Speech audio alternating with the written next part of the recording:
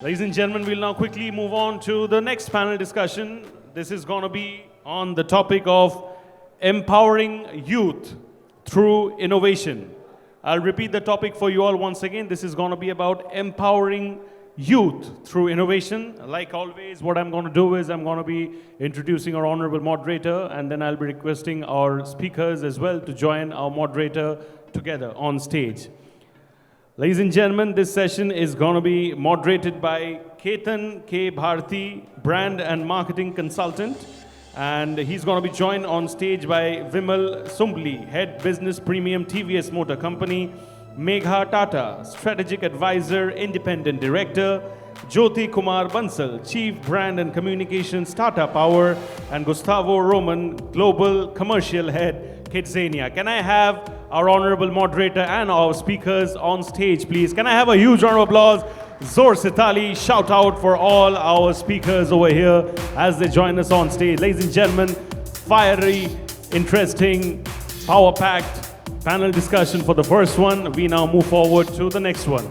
So you're moderating, right? You're moderating, right? So if I may request you to come.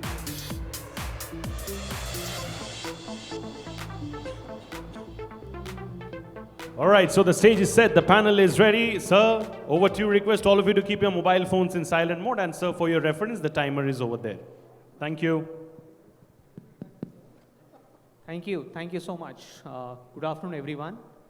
I think we are the people between lunch and you, right? So please be considerate. We will be considerate about the time, but I'm sure after the session you'll have great insights. So it's lovely to be here. Thank you so much. And I am Ketan K Bharati, and I'm going to moderate the session. And we have a wonderful panel, and I'm sure by the end of the session, we'll have some really good insights about how do you empower youth. We all are young at heart, right? So I'm sure we all will love the session. What I want here is that to introduce, this wonderful panel, and if you can just start one by one, it will be really helpful, and then we can start the conversation. Thank you, Ketan. Hello, everyone. Very happy to be here. I'm Jyoti. I work with Tata Power, and I look after their brand communications and PR. And I have been a media agency professional for the last 20 years, worked across all kinds of brands, including kids brands. So really looking forward to this discussion today with the panelists and interactions with all of you. Hi, my name is Vimal, and I head the business for TVS for premium set of the business what TVS Motorcycle does. And I'm here as a motorcyclist today and to give you some insights about how India is turning from a cricket playing country to being a motorsport country. I hope we can have some conversation about it today. My name is Gustavo Roman. I'm based in Mexico City, where the headquarters of KidZania is.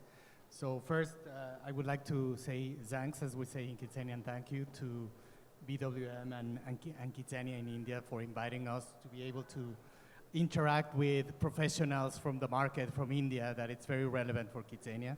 We were just speaking about the relevancy in terms of the population. For us, it's really important, this country.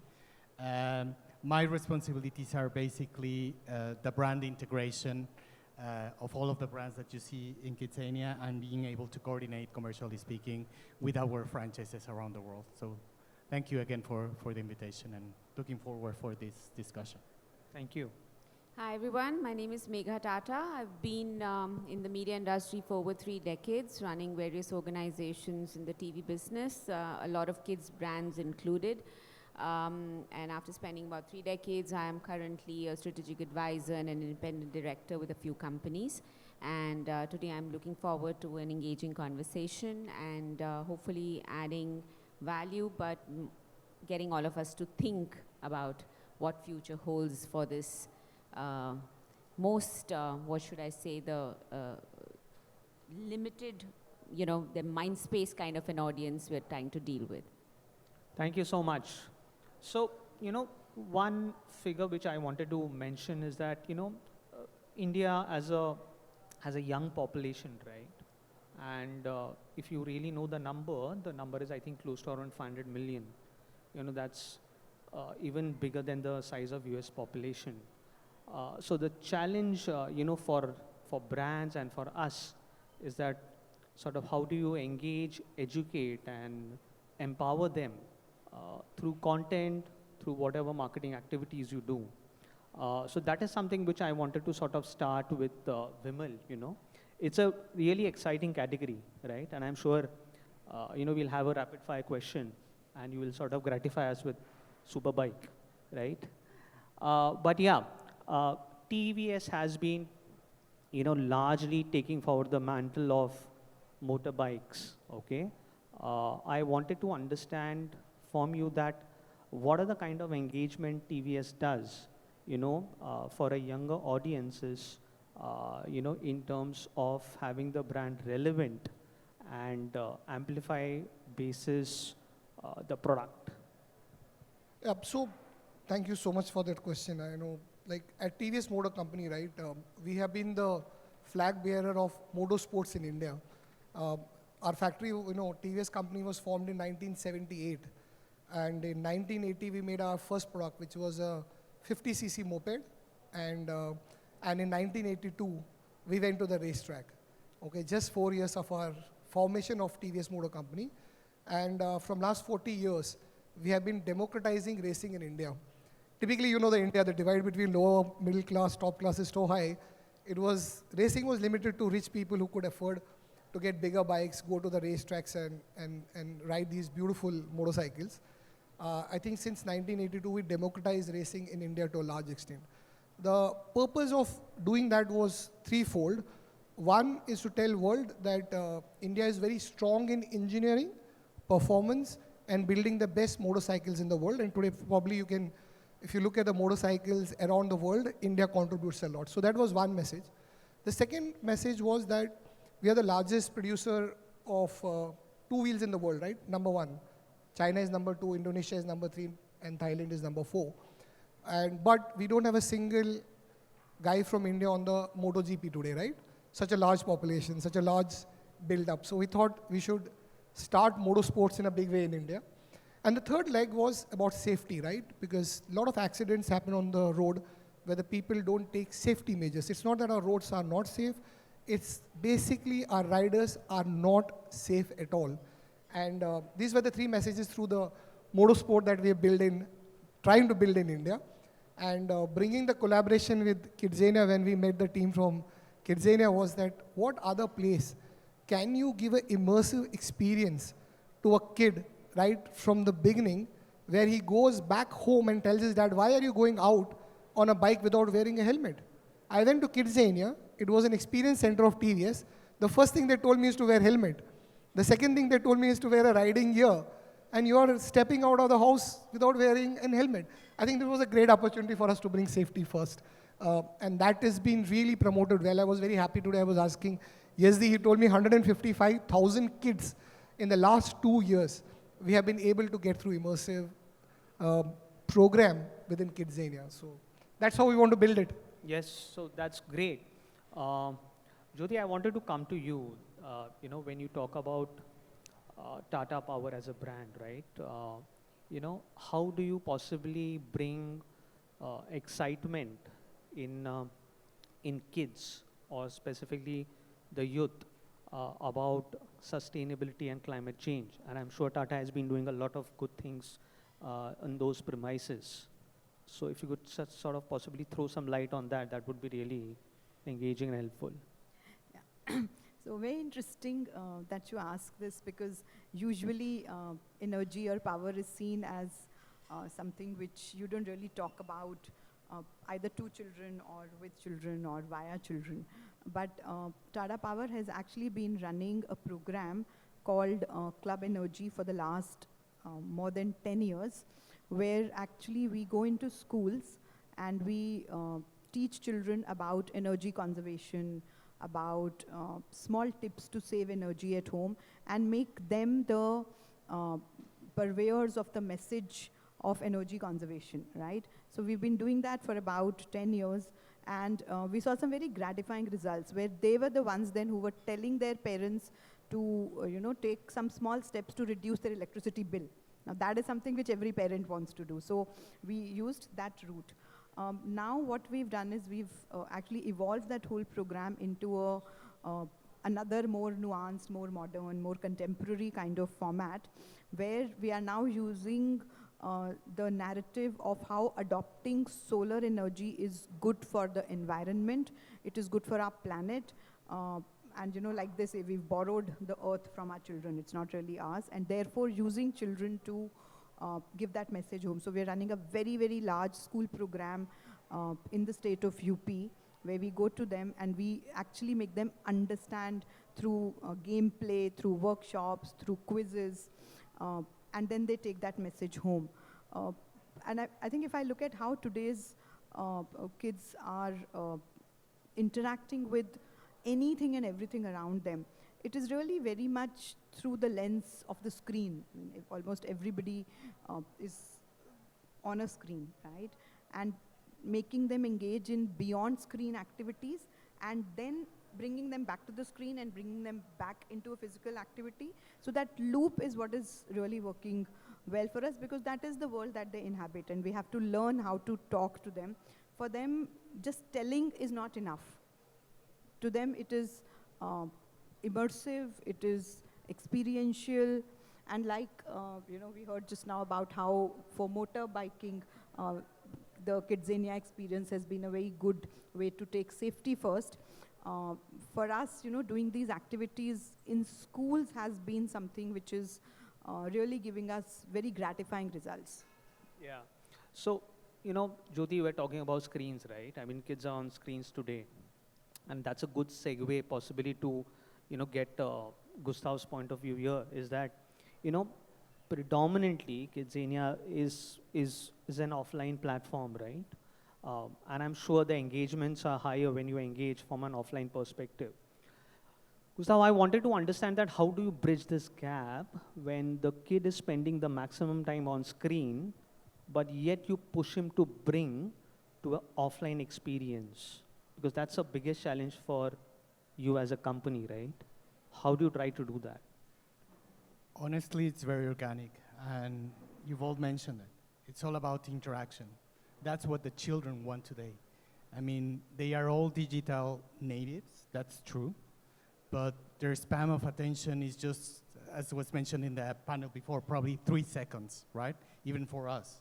What we create in KidZania is an interaction of 20 to 25 minutes between the products and the brands. And it's a very organic way for them to learn and play. Basically, what the children are doing are playing, which is natural for them. And they are learning at the same time. This is not something they realize. You will never hear a children say, I want to go to KidZania because I want to learn. Normally, they will raise their hand and say, I want to go to KidZania because I want to have fun. But they are having fun with the brands. Brands in KidZania create experiences. You don't see them like putting ads or putting billboards or signage around. They are creating experiences for the children to interact with them. 95%, I would say, of the brands participating in KidZania are not speaking directly to children. They are actually speaking to adults. But all of these brands recognize an opportunity to start speaking to their potential consumers, because they know they take a big part of the decision in household since early stages. And it's not only about consumption. Children are definitely not engaged in consumption. They are engaged on experiences. They are engaged on this interaction that we create with them. And then we can just change their mindset. I was giving you some examples. Samsung creates interaction or teaches children how to translate using AI. IWFC teaches children about finance. The Laughing Cow teaches children about cheese production, right? So I don't think that any other platform nowadays that has that attention on children. Now, the big advantage today is that we are creating an amplification. Yes, we are an offline platform, but we have the opportunity of creating digital content with all of these brands. And that's part of what we offer them, to create organic content through our communication channels, expanding the reach that they have within the 4 walls of our city. Yeah. So, Gustav, what I could sort of get from you is that, it's very important to have a immersive edutainment, which is education plus entertainment put together, right? And, Megha, I would want to sort of get you in here with the kind of vast experience you have in possibly reaching out to consumers, right? Uh, what do you see in terms of content and IPs, okay, which can possibly engage the youth and the kids, where it just not only impacts, from a marketing perspective, but also, eventually from a business perspective, right? And I know I would want everyone to get from a business perspective as well. It's all good to do all these activities, right? But eventually it's money. Yeah. So, Megha. Yeah, thanks. So I think, we've spoken about non-screen experiences, and that's where the ideal world should lie. But the reality, unfortunately, is very different, wherein the kids are still consuming a lot of screen content, right? Screen time. And within that, again, Ketan, it is, there is a TV and digital divide which exists, but in my opinion, it's not a divide, it's not either or, it's an and world they're living in. So it's a natural extension. So TV still is considered to be the largest mass medium, especially in tier 2 and 3 cities, where TV is getting consumed across all age groups and definitely even kids. And then they are also consuming it through on digital platforms. And thanks to Jio, I guess everybody in most part of the country is able to consume data through their mobile phones. Now, in a world like that, where content, there is this plethora of content out there, you have spoiled for choice.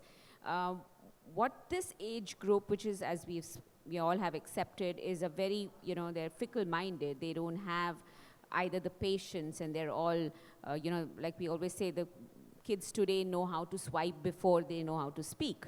So, in that world, you're trying to get your communication out as not only as a content provider, but also as a brand, is a bloody hard task.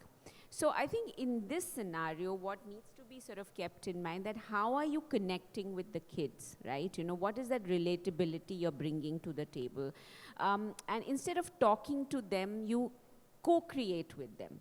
I think today what the kids today are wanting to be is that be part of the creation, part of the conversation. Don't talk to them, and engage with them.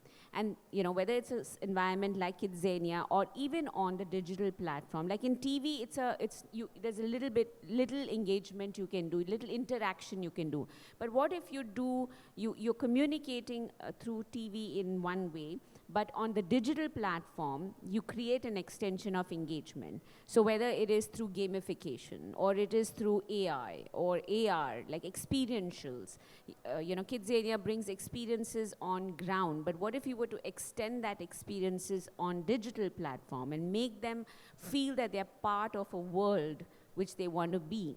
Right? So I think in that environment, Ketan, I think IPs do play a critical role, because IP creates an emotional connect with the child. Even in our time when we were watching TV content, our kids were watching TV content, it's brands like Chota Bheem or Motu Patlu, and the content which was created, you've created an emotional connect with that character. So you keep coming and asking and wanting to engage with that character more and more, and that's where that emotional connect happens. But can we be in an environment today giving only that? Absolutely not. You have to continue doing that, but layer it with more experiential opportunities for that child, and feel that he or she should feel that he's part of a very new world, which is actually not a new but a real world today where we exist. So I think it's a combination of both things which is important. Yeah. So co-create and experiential, I think that is something which you sort of focused upon. And Vimal, I would want you to sort of throw some light that how TVS does this so wonderfully well. I think there are some programs which you run, right? And eventually we would sort of want to know that how you create that magic. But yes, of course, how do you sort of move the needle of business as well? So I'll answer that in two parts. My colleague Sean is here with me. In the morning, we were having a breakfast. I was asking him, I keep asking him the questions how to connect with Gen Z, or the kid today who's 13-year-old, after 5 years is going to buy my motorcycle. Now, how do I make a motorcycle for him? And he gave me a very nice answer in the morning. He said, Vimal, inspiration you can catch when the kid is young. Aspiration becomes even when he's even younger than that. That's what we are trying to create. If you look at what we are trying to do as a brand is that she talked very well about gamification. Today, I'm very proud and very happy to tell you we are the one and the only Indian brand on Game Loft. Asphalt 8 is the gaming zone where we have put our Apache into it. And then we tied up with KidZania a couple of years back to give this experiential part of the training. But this is not where we end. This is where we start. Okay. From here, we have a rookie cup where we get kids from 13 to 16 years. We train them, we put them on a track, and we train them on how to be a part of the racing. From there, they upgrade and participate in the national championship. And if they do well from there, we take them to Asia One Make Racing Championship and make them thorough professionals in motorsports. In terms of the whole loop, what I see a lot of brands doing is just to see, okay, I'm going to plug in KidZania, I'm going to plug in digital. I don't think world is as digital or as 0 or 1. It's a little bit of fuzzy. You need a complete world around a kid. You got to show him how he's going to grow within this so-called ecosystem. So we created that ecosystem, not only through gaming, not only through experiential here, but really making it as a part of his journey as a career in case he wants to move in motorsports bit. Second perspective was to, if we look from the business part of them, we want to catch them very, very young. Okay, we want to be the first brand in their mind when they go and talk to their parents, because today kids play a very vital role in their parents' decision making of buying a brand, right? Today, if you look at most of us, the toothpaste where parents gave you is what you use today. You don't change the toothpaste from the time you were a kid to what you are today, right? Or the newspaper you read, or the kind of the water bottle you consume. We wanted to catch them young, and we can see that transition happening. And as a brand Apache, today we cater to 18 to 35. And as a brand, we are seeing a good growth in that segment. So I think this is working for us in the overall business results. Also, we want to be the flag bearers of motorsports in India. We truly want to democratize racing in India. We want to see the Indian flag on the MotoGP one day, and I think we are playing that role. Most of us don't play that role because in India, the mindset is racing is dangerous, okay? We want to change that mindset. If you're a responsible rider, if you go through proper training, if you're completely into this game, then motorsports can be your career. And the company which can provide you that opportunity, the brand which can provide you that opportunity, I'm very happy to tell you this, Steve. Nice pitch. Thank you. Yeah, so Gustavo, I would want you to bring in your sort of global perspective basis, your experiences, that what possibly works good in Mexico, if I take an example, and what would you want to sort of implement in India? What are the best practices which you really think that India should have? Well, I think that communication with children is strategic. It's not only about consumption, but it's thinking about the future of your business and what you want to create. And TVS has just given the best example, right? They are not thinking about, I want to sell motorcycles immediately. They want to create a long-term strategy so that their business would have a future. And that's what I believe is the key. We have several companies participating in KidZania whose objectives are not necessarily immediate ROI, but a long-term objective to probably change the mindset of the future generation, starting from early ages, just as it has been mentioned. So probably thinking about, and we've seen it with the pandemic, nowadays children are thinking about their well-being. They are thinking about sustainability. They've been introduced to many new concepts that determine new professions as well, and new ways of interacting with the brands. It is funny because just before we were hearing about this crystal grazing, right? And many times whenever we were in front of these forums with our franchises, we were listening about the professions of the future and what's upcoming for KidZania, right? It's funny how companies have gone back to the basics to communicate with their audience, to create long-lasting experiences. And I was mentioning about the strategy of a brand, for example, of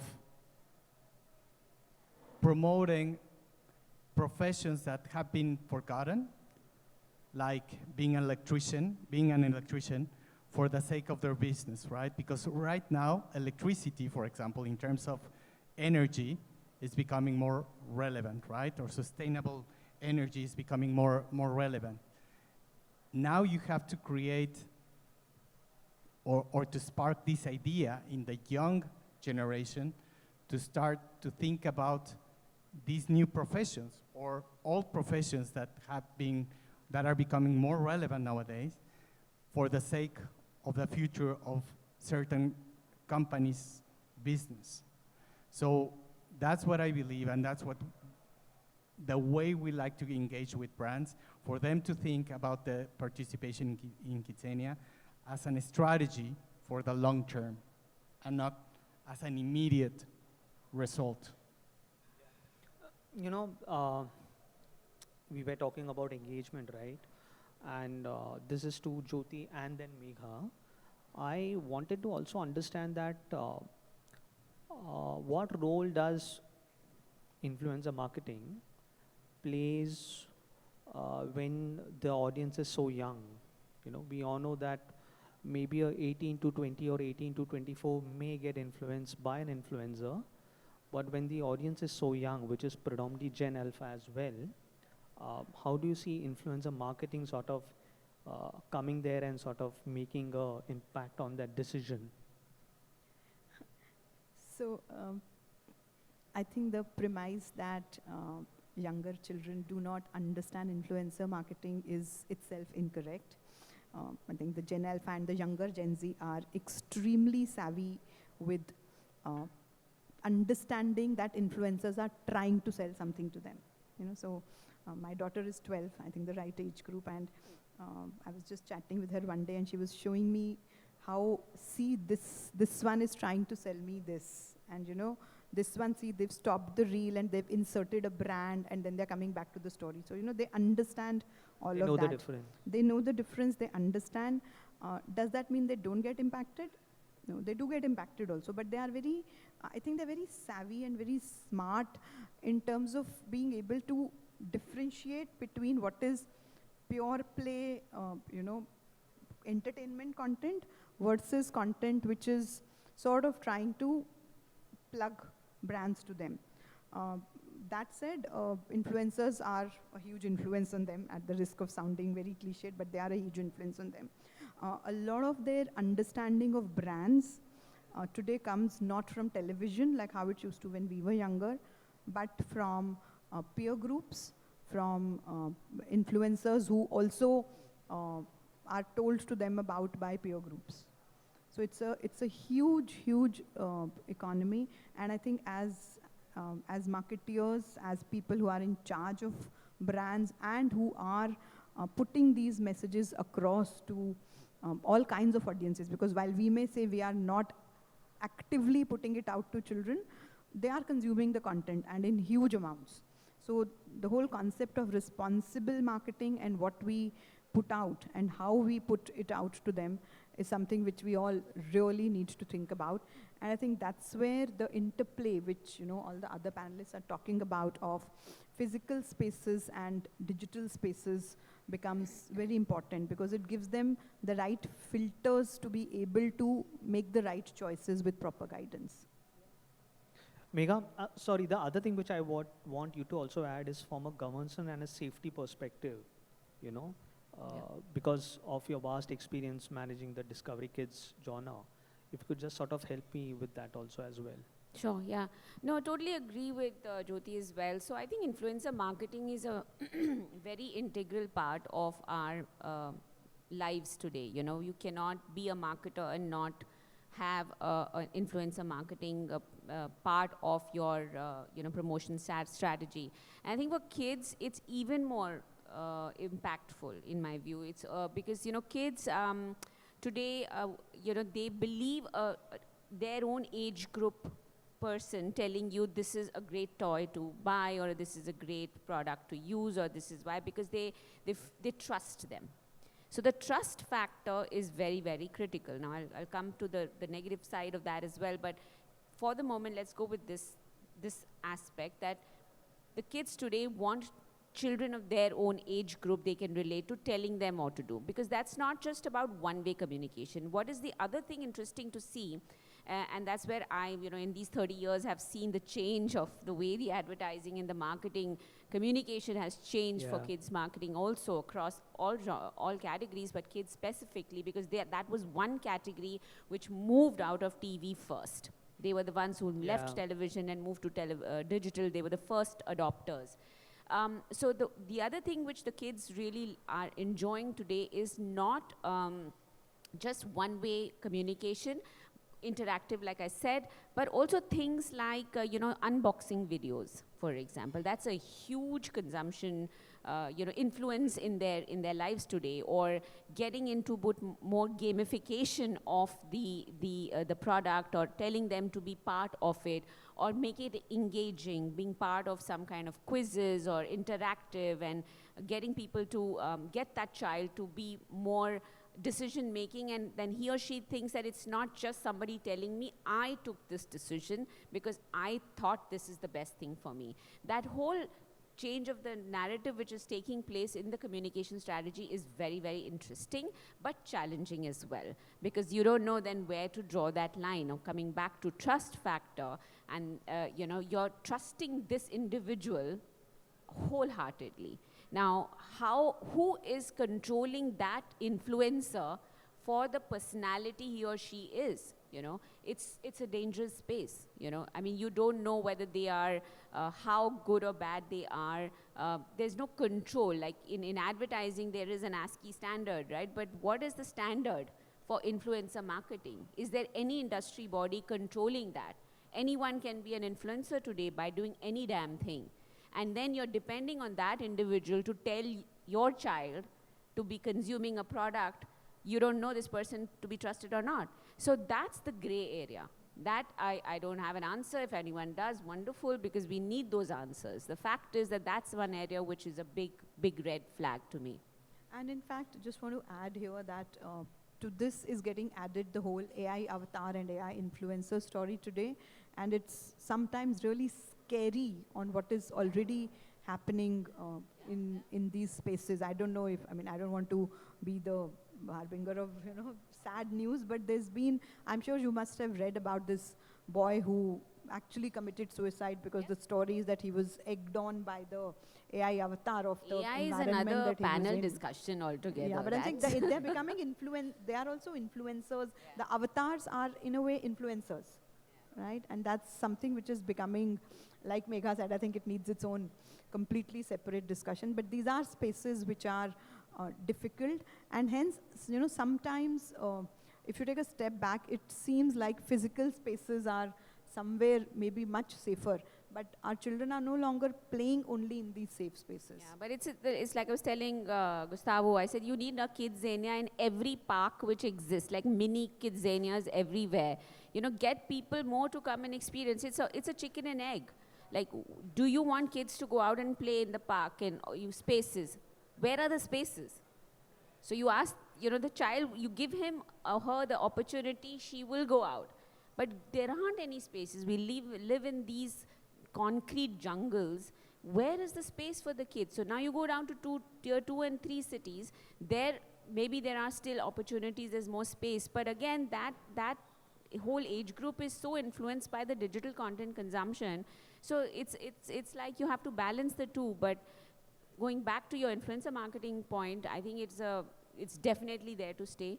In fact, a lot of brands are choosing that only instead of just pure play advertising today. I mean, I remember when we were launching one of our products, one of our shows, a large part of our strategy was on influencer marketing, you know, getting that, you know, I'm sure everyone's heard of IUPU. Now, IUPU is like, you know, pretty known in this space. And when they went and spoke about this new show coming on our channel, that's it. It just took that one post or whatever 30-minute engagement to say this is the next best thing after sliced bread, and there you were. So it's such a huge influence they have, which is why I said it's good, but it can be bad. Yeah.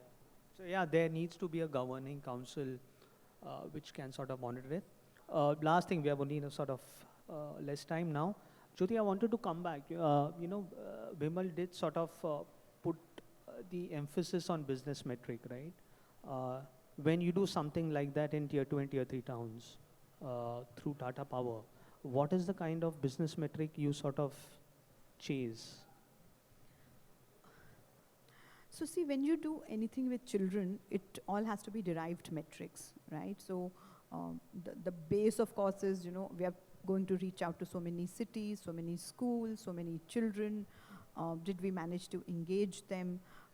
What we have tried to do, because eventually, you know, it is all about business, and if I'm spending an X amount of money on a program to reach out to children, I do want some return to come back to me. So we've tried to connect the dots with our businesses. Like I said, solar energy became sort of like the central theme of this program.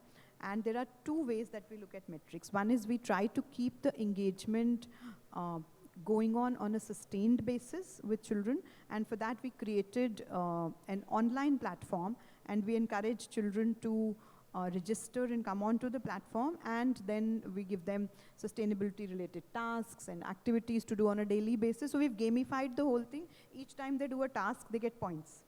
And this continued engagement is what then, like Vimal was saying, eventually they will become the decision makers and the consumers of our product. So that's one metric that we chase. The other metric that we, it's more like a derived secondary metric, is we also look at, did the awareness of our brand, consideration for our product, any other activity that we do which is a direct to parents activity, did it start showing us better results than earlier? Because the assumption and the hypothesis is that when we do these activities, there is a positive impact which children take home, and it will impact the actions which the parents take. So there's the primary metrics, and which are obviously very linked to children and their continued engagement with us, and then there are the secondary metrics. So that's how we try to build that in. Yeah, so we are almost coming to the end now, so I quickly have a few questions, rapid fire or quickies, okay? And the winner, sorry, the moderator gets the prize. Yeah? So yeah, this is to Vimal. One innovation in motorsports you think will inspire the next generation? I think the day kids are able to take their own decision rather than following the decision which their parents force on them. Typically in developing countries, what we see very closely is the kids are pushed by the parents. Whatever they could not achieve in their life, they want their kid to do. I think it'll be great when the kids can take their own decision and decide what to do. I think the great place like KidZania, I just wanted to add two points to it. I know it's a rapid fire session, but I would add 2 lines to it. All yours. Okay.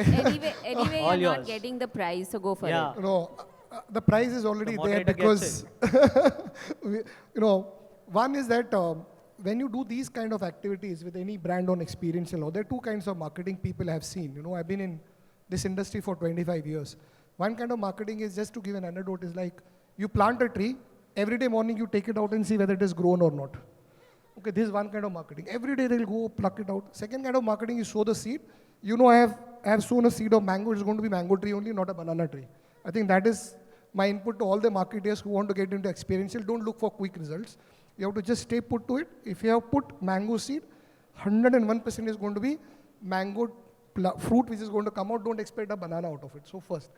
Second is very important what I saw last time I was in KidZania, Noida, and I saw 3-4 kids playing together, and they were I think they were brothers, and one guy got into a simulator, and he was a little bulky, he was a little obese, and he could just not move the machine. This is our simulator, and the younger kid was there, he was his sibling. He told him, "Tu to mota, tu utar ja," and let me do it, and he could really do it well. And the mother commented, "मैं तुमको बोलती हूँ ना, fitness पे ध्यान दो." Now this is not something you can measure. This is something you can feel over a period of time. And that's how brand have to be built. You know, if you look for the award, what I am going to get from this rapid fire is if motorsports, one day somebody is flying an Indian flag on a MotoGP track, I think we'll be very proud to see that. That's what we'll look forward for. Yeah, so Gustavo, this is for you. One dream brand or concept you wish you could bring into the KidZania universe.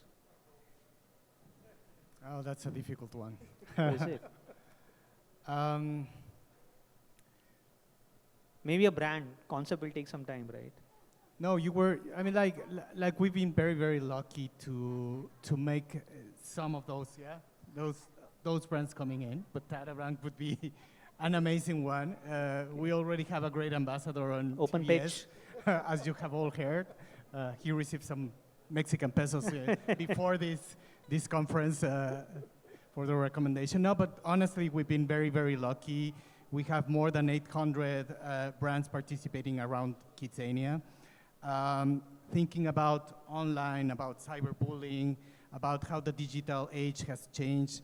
And there's brands that are not even B2C brands participating with us. Just recently, probably for you, it's very common to know about Kaspersky. Kaspersky is an antivirus that normally you find on your computers. Well, they recently started a cybersecurity center in KidZania because what they want to promote is safety while the children are navigating on the digital platforms. You know, so you have that part that you were saying it's tricky.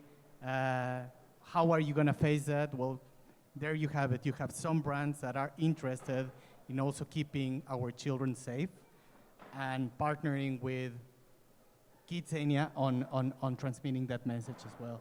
So it's always finding the right objective and the right reason of participation that makes our concept purposeful for the next generation and for the communication. Thank you. Jyoti, it's a quick one, huh? If you had to explain sustainability to a 10-year-old in one sentence, what would you say? That's why I said it's a quick one. Huh? I will get our sustainability Globy to talk to them because he has years of solar panels and he carries an EV charging gun. Good. Yes, Megha. TV, YouTube, OTT, or AI avatars, if you had to bet on one for kids content in 2030, what would be?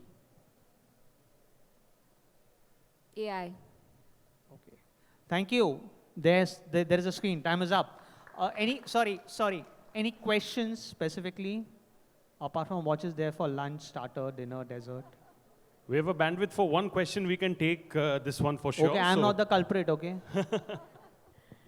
Thank you for giving me the opportunity. So I would like to mention here, you mentioned you want to see a motorist coming from India and raising the flag high.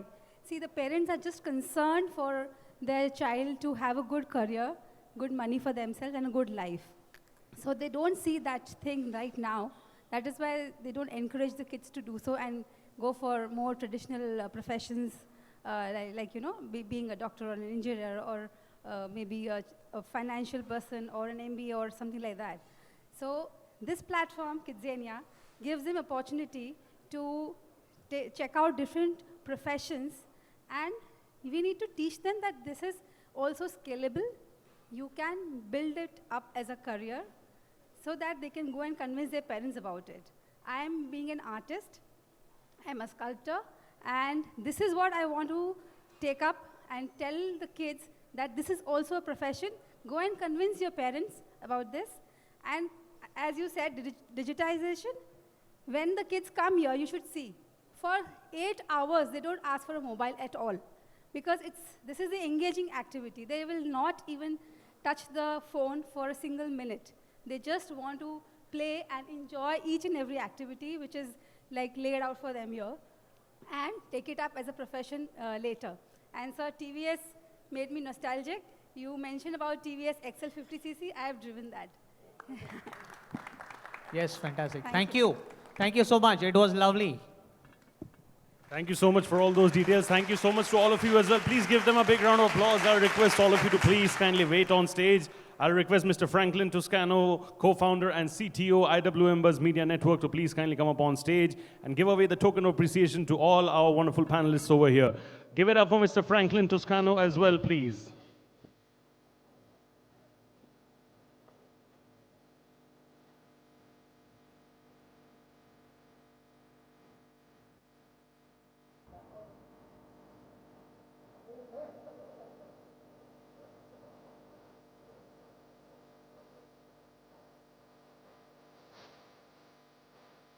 Ladies and gentlemen, I'm sure we are all having fun in between each panel discussion. So can we please convert the fun into a bit of appreciation as well, please? If I may request all of you to clap loudly and appreciate their presence, whatever is being done over here. Thank you so much.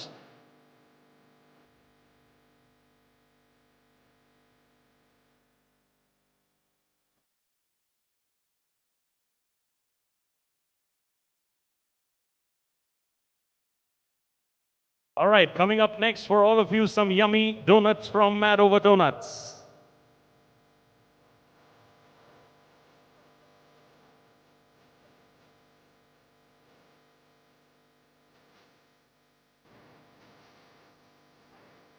We have a gift hamper from KidZania as well for all our panelists over here. Some yummy donuts and a special KidZania hamper. Yes, this is the kind of struggle we want in life. Too many things to hold with just 2 hands.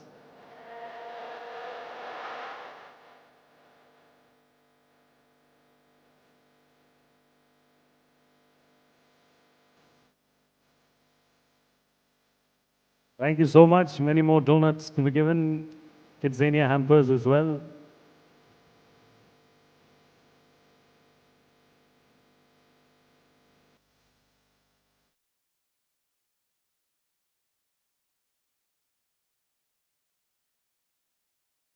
And last, but definitely not the least,